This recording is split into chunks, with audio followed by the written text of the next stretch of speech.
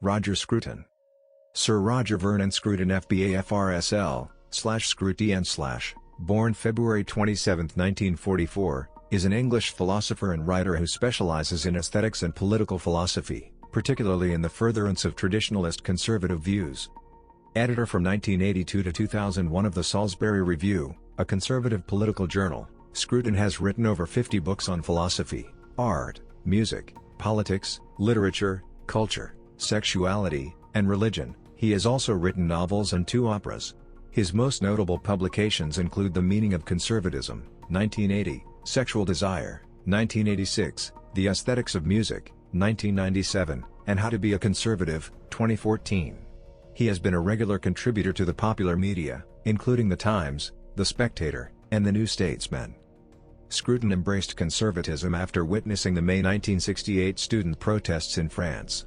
From 1971 to 1992 he was a lecturer and professor of aesthetics at Birkbeck College, London, after which he held several part-time academic positions, including in the United States. In the 1980s he helped to establish underground academic networks in Soviet-controlled Eastern Europe, for which he was awarded the Czech Republic's Medal of Merit, First Class, by President Václav Havel in 1998.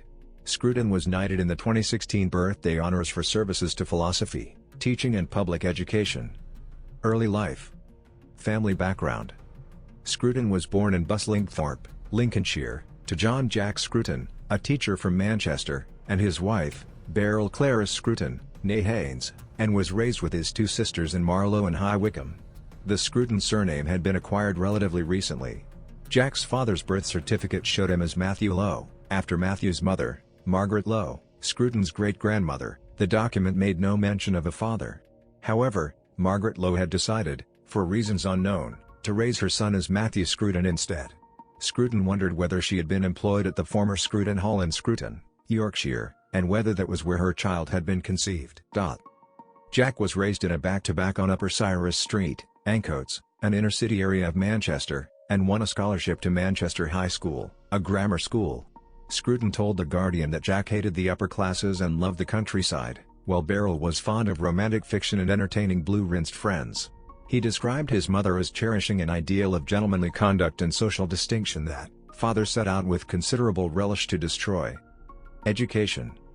Scruton lived with his parents, 2 sisters, and Sam the dog, in a pebbled-ash semi-detached house in Hammersley Lane, High Wycombe. Although his parents had been brought up as Christians, they regarded themselves as humanists, so home was a religion-free zone. Scruton's, indeed the whole family's, relationship with his father was difficult. He wrote in Gentle Regrets, "Friends come and go, hobbies and holidays dabble the soulscape like fleeting sunlight in a summer wind, and the hunger for affection is cut off at every point by the fear of judgment." After passing his 11+, he attended the Royal Grammar School High Wycombe from 1954 to 1962, leaving with 3 A-levels, in pure and applied mathematics, physics, and chemistry. The results won him an open scholarship in natural sciences to Jesus College, Cambridge. Scruton writes that he was expelled from the school shortly afterwards, when the headmaster found the school stage on fire during one of Scruton's plays, and a half-naked girl putting out the flames. When he told his family he had won a place at Cambridge, his father stopped speaking to him. Having intended to study natural sciences at Cambridge, where he felt although socially estranged, like virtually every grammar school boy, spiritually at home, Scruton switched on the first day to moral sciences, philosophy. He graduated with a double first in 1965, then spent time overseas, some of it teaching at the University of Pau and Pays de la Door in Pau, France, where he met his first wife, Danielle Lafitte. In 1967 he began studying for his PhD at Jesus, then became a research fellow at Peterhouse, Cambridge, 1969 to 1971, where he lived with Lafitte when she was not in France. It was while visiting her during the May 1968 student protests in France that Scruton first embraced conservatism. He was in the Latin Quarter in Paris, watching students overturn cars, smash windows and tear up cobblestones, and for the first time in his life felt a surge of political anger. 1970s-1980s. Birkbeck, first marriage. Scruton was awarded his PhD in January 1973 for a thesis entitled Art and Imagination, a study in the philosophy of mind, supervised by Michael Tanner and Elizabeth Anscombe, in which he offered an empiricist theory of aesthetics.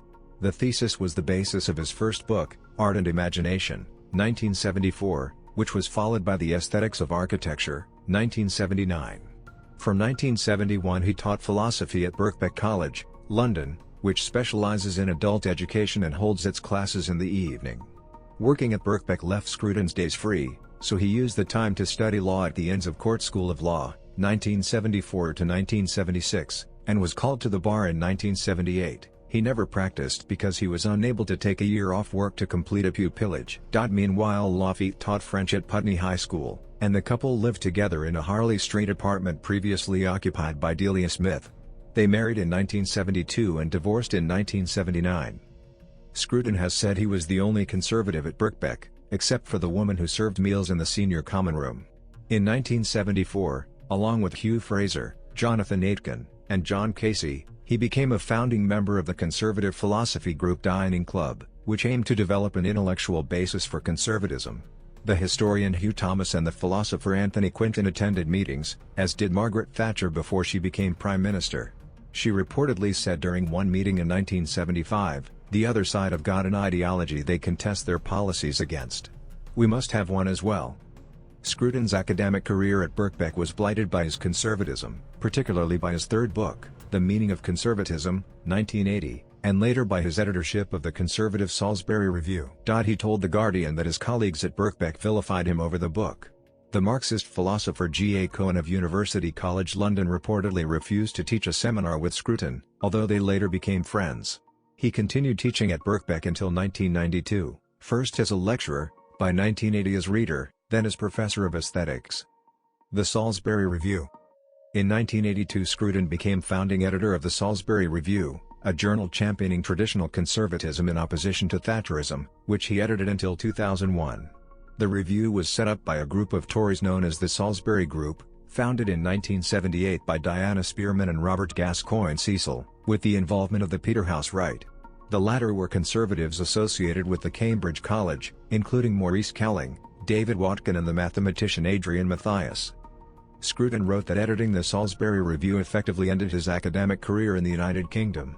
The magazine sought to provide an intellectual basis for conservatism, and was highly critical of key issues of the period, including the campaign for nuclear disarmament, egalitarianism, feminism, foreign aid, multiculturalism and modernism. To begin with, Scruton had to write most of the articles himself, using pseudonyms. "I had to make it look as though there was something there in order that there should be something there." He believes that the review helped a new generation of conservative intellectuals to emerge. At last it was possible to be a conservative and also to the left of something, to say of course, the Salisbury Review is beyond the pale, but. In 1984 the review published a controversial article by Ray Honeyford, a headmaster in Bradford, questioning the benefits of multicultural education. Honeyford was forced to retire because of the article and had to live for a time under police protection. The British Association for the Advancement of Science accused the review of scientific racism, and the University of Glasgow Philosophy Department boycotted a talk Scruton had been invited to deliver to its Philosophy Society. Scruton believed that the incidents made his position as a university professor untenable, although he also maintained that it was worth sacrificing your chances of becoming a Fellow of the British Academy, a Vice-Chancellor or an Emeritus Professor for the sheer relief of uttering the truth. Scruton was in fact elected a Fellow of the British Academy in 2008. In 2002 he described the effect of the editorship on his life. Writing. The 1980s established Scruton as a prolific writer. 13 of his non-fiction works appeared between 1980 and 1989, as did first novel, Fortnight's Anger, 1981. The most contentious publication was Thinkers of the New Left, 1985, a collection of his essays from the Salisbury Review, which criticized 14 prominent intellectuals, including E.P. Thompson, Michel Foucault and Jean-Paul Sartre. According to The Guardian, the book was remaindered after being greeted with derision and outrage. Scruton said he became very depressed by the criticism. In 1987 he founded his own publisher, the Claridge Press, which he sold to the Continuum International Publishing Group in 2002. From 1983 to 1986 he wrote a weekly column for The Times. Topics included music, wine and motorbike repair, but others were contentious. The features editor, Peter Stothard, said that there was no one he had ever commissioned whose articles had provoked more rage. Scruton made fun of anti-racism and the peace movement, and his support for Margaret Thatcher while she was Prime Minister was regarded, he wrote, as an act of betrayal for a university teacher. His first column, The Virtue of Irrelevance, argued that universities were destroying education by making it relevant, replace pure by applied mathematics, logic by computer programming, architecture by engineering, history by sociology. The result will be a new generation of well-informed Philistines, whose charmlessness will undo every advantage which their learning might otherwise have conferred. Scruton also seemed to call for a resumption of covert CIA funding, deploring in 1985 that the CIA is now utterly intimidated, refusing to engage even in its most honorable occupation, the support of those publications which tell the truth about the modern world. Activism in Eastern Europe. From 1979 to 1989, Scruton was an active supporter of dissidents in Czechoslovakia under Communist Party rule, forging links between the country's dissident academics and their counterparts in Western universities. As part of the Jan Hus Educational Foundation, he and other academics visited Prague and Brno, now in the Czech Republic, in support of an underground education network started by the Czech dissident Julius Toman, smuggling in books, organizing lectures, and eventually arranging for students to study for a Cambridge external degree in theology, the only faculty that responded to the request for help. There were structured courses and summarized out translations, books were printed, and people sat exams in a cellar with papers smuggled out through the diplomatic bag. Scruton was detained in 1985 in Brno before being expelled from the country. The Czech dissident Bronislava Milerová watched him walk across the border with Austria. There was this broad empty space between the two border posts, absolutely empty, not a single human being in sight except for one soldier, and across that broad empty space trudged an English philosopher, Roger Scruton, with his little bag into Austria. On 17th of June that year, he was placed on the index of undesirable persons. He writes that he was also followed during visits to Poland and Hungary. For his work in supporting dissidents, Scruton was awarded the 1st of June Prize in 1993 by the Czech city of Pilsen, and in 1998 he was awarded the Czech Republic's Medal of Merit, First Class, by President Václav Havel. In 2019 the Polish government awarded him the Grand Cross of the Order of Merit of the Republic of Poland. Scruton has been strongly critical of figures in the West, in particular Erich Hobsbawm, who chose to exonerate the crimes and atrocities of former communist regimes. His experience of dissident intellectual life in 1980s communist Prague is recorded in fictional form in his novel Notes from Underground, 2014. 1990s 2000s. Farm purchase, second marriage. Scruton took a year's sabbatical from Birkbeck in 1990 and spent it working in Brno in the Czech Republic. That year he registered Central European Consulting, established to offer business advice in post-communist Central Europe.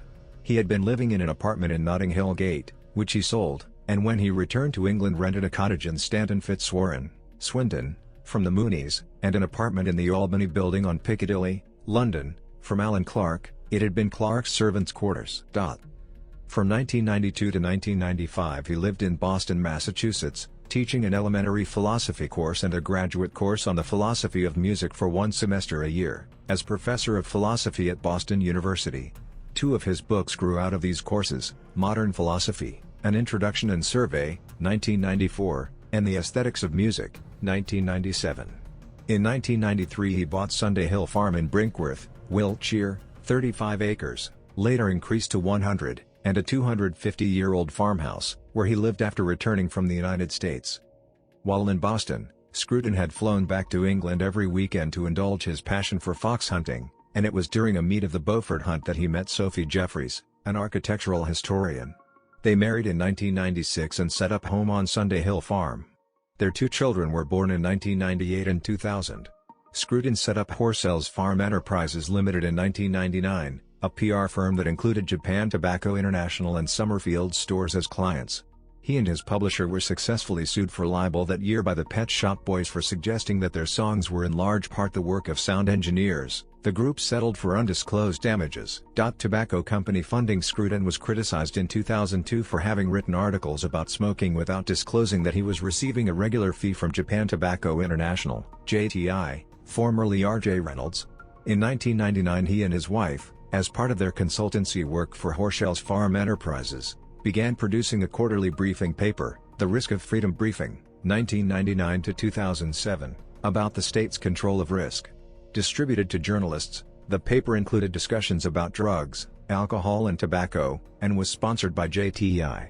Scruton wrote several articles in defense of smoking around this time, including one in 1998 for The Times, 3 for The Wall Street Journal, 2 in 1998 and 1 in 2000, one for City Journal in 2001, and a 65-page pamphlet for the Institute of Economic Affairs, WHO, What, and Why, Transnational Government, Legitimacy in the World Health Organization, 2000.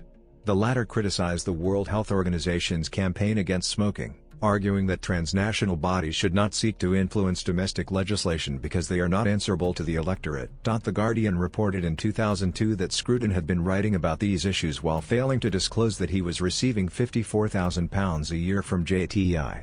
The payments came to light when a September 2001 email from the Scrutons to JTI was leaked to The Guardian. Signed by Scruton's wife, the email asked the company to increase their £4,500 monthly fee to £5,500, in exchange for which Scruton would aim to place an article every 2 months in the Wall Street Journal, Times, Telegraph, Spectator, Financial Times, Economist, Independent, or New Statesman. Scruton, who said the email had been stolen, replied that he had never concealed his connection with JTI. In response to the Guardian article, the Financial Times ended his contract as a columnist, the Wall Street Journal suspended his contributions, and the Institute for Economic Affairs said it would introduce an author declaration policy. Chatto and Windus withdrew from negotiations for a book, and Birkbeck removed his visiting professor privileges. Moved to the United States. The tobacco controversy damaged Scruton's consultancy business in England. In part because of that, and because the Hunting Act 2004 had banned fox hunting in England and Wales, the Scrutons considered moving to the United States permanently, and in 2004 they purchased Montpelier, an 18th-century plantation house near Sperryville, Virginia. Scruton set up a company, Montpelier Strategy LLC, to promote the house as a venue for weddings and similar. The couple lived there while retaining Sunday Hill Farm, but decided in 2009 against a permanent move to the United States and sold the house. Scruton held 2 part-time academic positions during this period. From 2005 to 2009 he was research professor at the Institute for the Psychological Sciences in Arlington, Virginia, a graduate school of Divine Mercy University, and in 2009 he worked at the American Enterprise Institute in Washington, D.C., where he wrote his book Green Philosophy, 2011. Wine, Opera. From 2001 to 2009 Scruton wrote a wine column for The New Statesman, and contributed to The World of Fine Wine and Questions of Taste, The Philosophy of Wine, 2007, with his essay The Philosophy of Wine. His book I Drink Therefore I Am, A Philosopher's Guide to Wine, 2009, in part comprises material from his New Statesman column. Scruton has also written 3 libretti, 2 set to music. The first is a 1-act chamber, The Minister, 1994, and the second a 2-act opera, Violet, 2005. The latter, based on the life of the British harpsichordist Violet Gordon Woodhouse, was performed twice at the Guildhall School of Music in London in 2005. 2010s. Academic posts, knighthood. The Scrutons returned from the United States to make their home again at Sunday Hill Farm in Wiltshire. Scruton took an unpaid research professorship at Buckingham University. In January 2010 he began an unpaid 3-year visiting professorship at the University of Oxford to teach graduate classes on aesthetics, and was made a senior research fellow of Blackfriars Hall, Oxford. In 2010 he delivered the Scottish Gifford Lectures at the University of St Andrews on the Face of God, and from 2011 until 2014 he held a quarter-time professorial fellowship at St Andrews in moral philosophy. 2 novels appeared during this period. Notes from Underground, 2014, is based on his experiences in Czechoslovakia, and The Disappeared, 2015, deals with child trafficking in a Yorkshire town. Scruton was knighted in the 2016 Birthday Honours for services to philosophy, teaching and public education. He sits on the editorial board of the British Journal of Aesthetics, and on the board of visitors of Ralston College, a new college proposed in Savannah, Georgia. He is a senior fellow of the Ethics and Public Policy Center, a conservative think tank in Washington, D.C.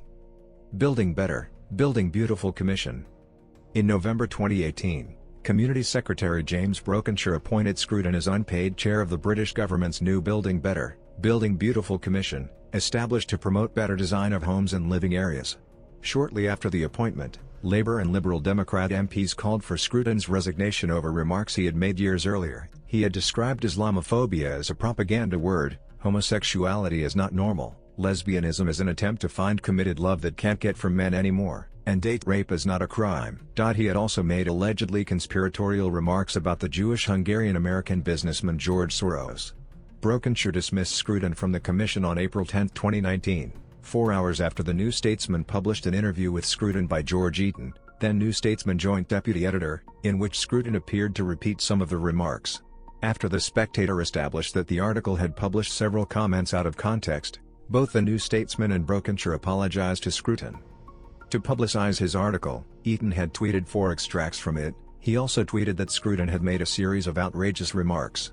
According to the article, Scruton had told Eaton that Islamophobia was a word invented by the Muslim Brotherhood in order to stop discussion of a major issue, and that anybody who doesn't think that there's a Soros empire in Hungary has not observed the facts.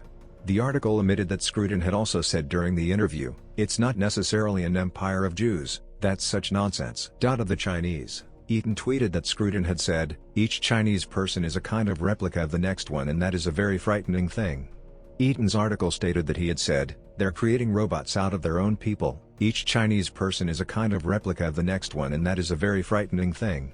The transcript showed the full sentence, "In a sense they're creating robots out of their own people by so constraining what can be done. Each Chinese person is a kind of replica," which suggested Scruton was discussing the Chinese Communist Party, not the Chinese people. Several Labour and Conservative MPs asked that Scruton be sacked. When Scruton's dismissal was announced, Eaton posted a photograph of himself on Instagram drinking from a bottle of champagne, captioned "The feeling when you get right-wing racist and homophobe Roger Scruton sacked as a Tory government advisor."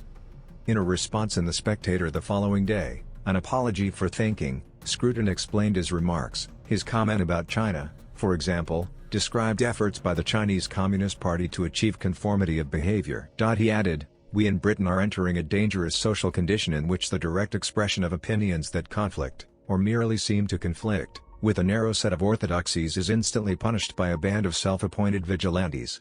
On 12 April Eaton apologized for having truncated Scruton's remarks in his tweets, and for having posted the celebratory photograph, but otherwise stood by the interview. The New Statesman published the full transcript on 26 April after Douglas Murray, a prominent defender of Scruton, obtained a recording and published details in The Spectator. BBC Radio 4's Today programme also broadcast part of the recording. The New Statesman reader's editor, Peter Wilby, concluded that Eaton had been clearly at fault in his Instagram post, that his tweet about China had been misleading, and that the other tweets took words somewhat out of context. Eaton's description of Scruton's remarks as outrageous suggested, Wilby wrote, that he had approached the interview as a political activist, not as a journalist. The interview used Scruton's words selectively, he continued, but all journalism does that of necessity. The New Statesman published an apology to Scruton on 8 July, and on 13 July James Brokenshire apologized to Scruton and invited him to discuss a future role with the Commission. He was appointed later in July as Commission co-chair. Philosophical and political views. Aesthetics. Scruton has specialized in aesthetics throughout his career. From 1971 to 1992 he taught aesthetics at Birkbeck College. His PhD thesis formed the basis of his first book, Art and Imagination, 1974, in which he argued that what demarcates aesthetic interest from other sorts is that it involves the appreciation of something for its own sake.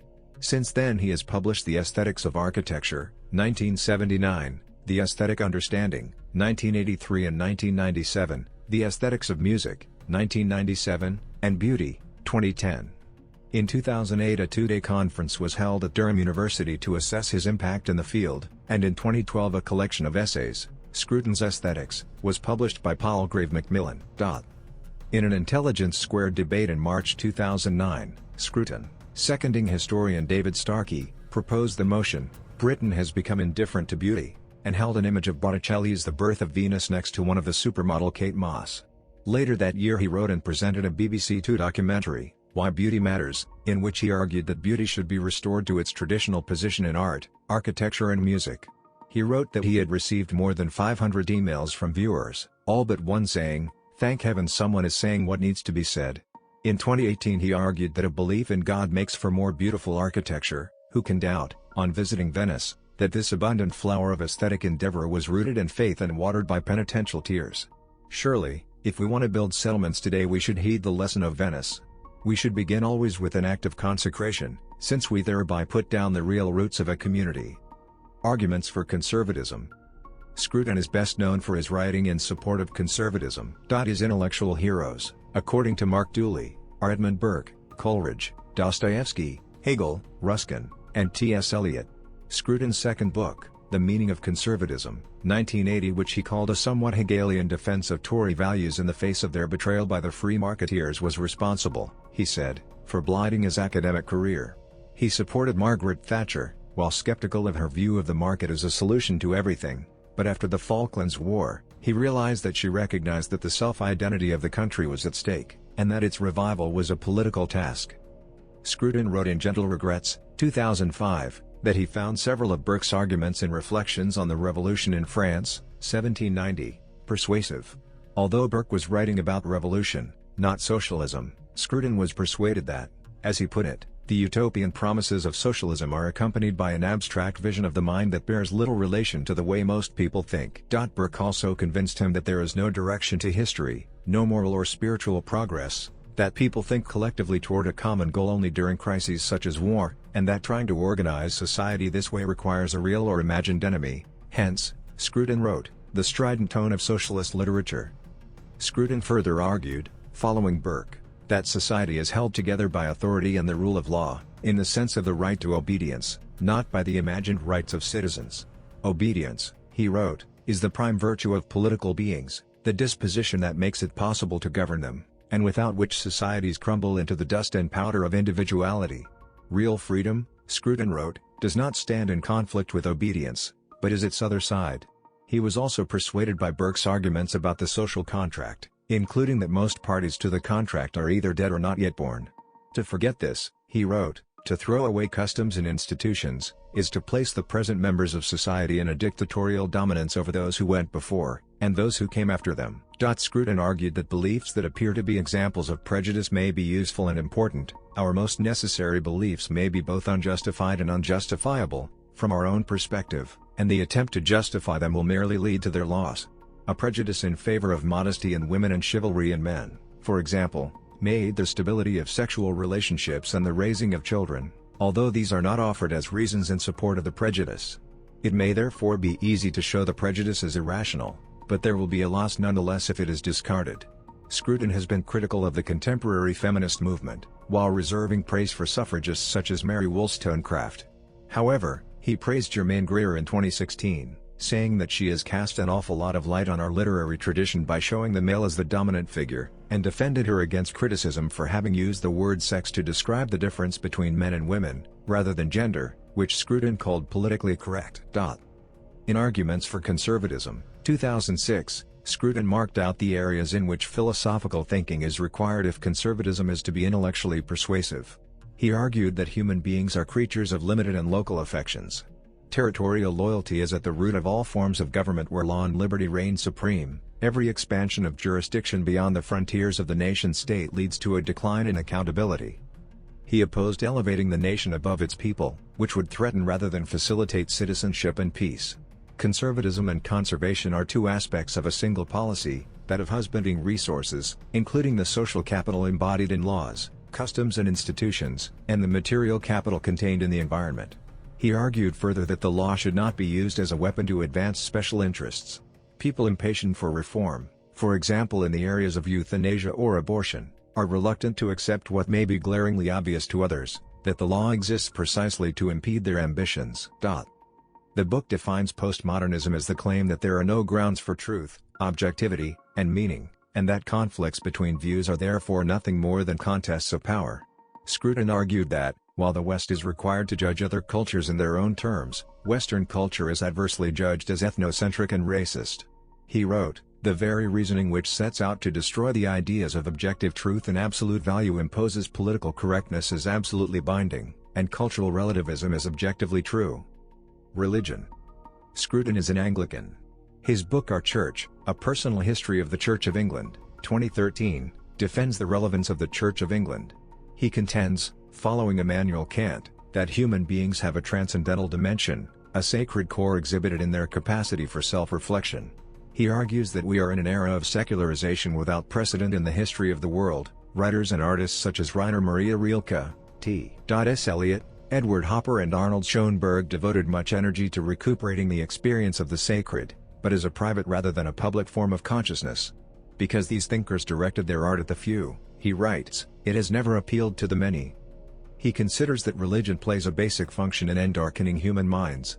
Endarkenment is Scruton's way of describing the process of socialization through which certain behaviors and choices are closed off and forbidden to the subject, which he considers necessary to curb socially damaging impulses and behavior. On the matter of evidence of God's existence, Scruton said, "Rational argument can get us just so far. It can help us to understand the real difference between a faith that commands us to forgive our enemies, and one that commands us to slaughter them. But the leap of faith itself, this placing of your life at God's service, is a leap over reason's edge.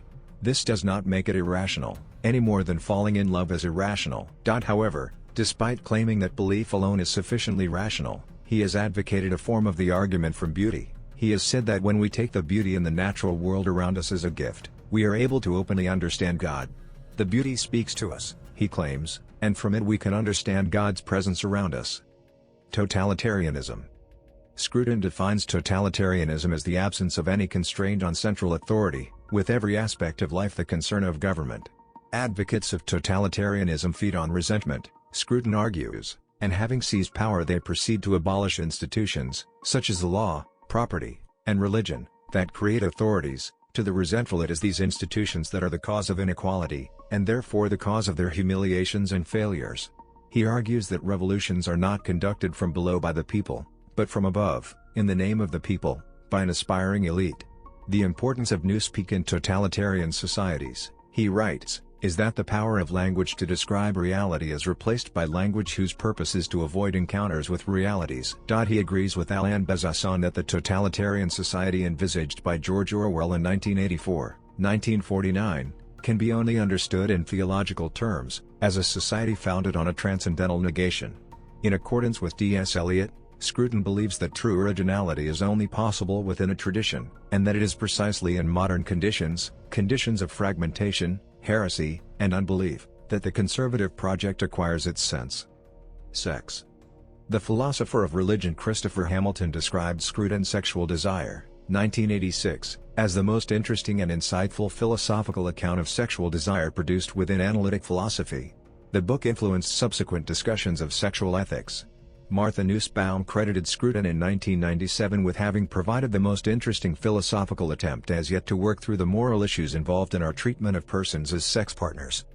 According to Jonathan Dollymore, Scruton bases a conservative sexual ethic on the Hegelian proposition that the final end of every rational being is the building of the self, which involves recognizing the other as an end in itself.